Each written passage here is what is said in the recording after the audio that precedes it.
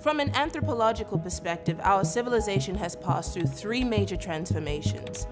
The Neolithic Revolution some 12,000 years ago, and hence the dawn of agriculture. The Industrial Revolution of the 18th century introduced mechanization, rapidly advancing productivity. And of course, the post-scarcity revolution that we now know as the Great Transition, which began at the turn of the 22nd century.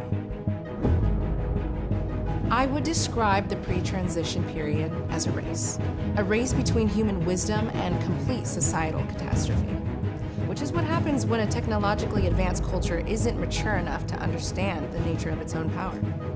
It's easy for us to look back and wonder how the insanity of that time went on for as long as it did. I mean, here we were as a species sitting on vast scientific potentials to ease social stress, improve public health, and find harmony with our habitat. And yet, our cultural baggage was so great. Loyalties to bogus political, religious, and economic philosophies so strong that we barely made it to the more stable world of today. And how did we get to this great transition? Well, it was quite the drama. The traditional avenues of that world's so-called democracies certainly provided no such route. It would take the rise of a kind of apolitical subculture. A subculture existing far outside of the dominant establishments to help guide our civilization in the right direction. And I must say, it is quite the story.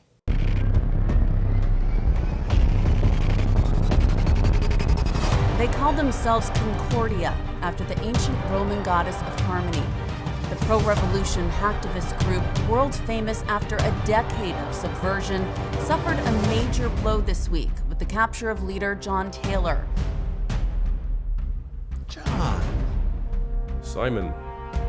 Boy, are you a sight for sore eyes. Is this really necessary? Yeah, I'm afraid so. It was just last year they breached the accounts of the world's richest CEOs, extracting some $1.6 trillion, moving that money into virtually traceless charity donations worldwide. I assume you know why you're here and not in some vassal state being tortured, right? Theatrics. So what exactly is this place? I feel like I'm in a badly rendered sci-fi movie. You on a spaceship? Only Spaceship Earth.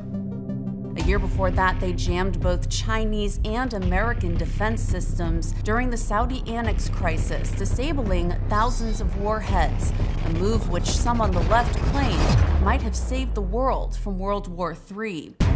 And in 2045, they leaked emails revealing how major Wall Street investment firms lobbied the CIA, Mossad, and MI6 to help procure monopoly control of rare earth metals in Asia.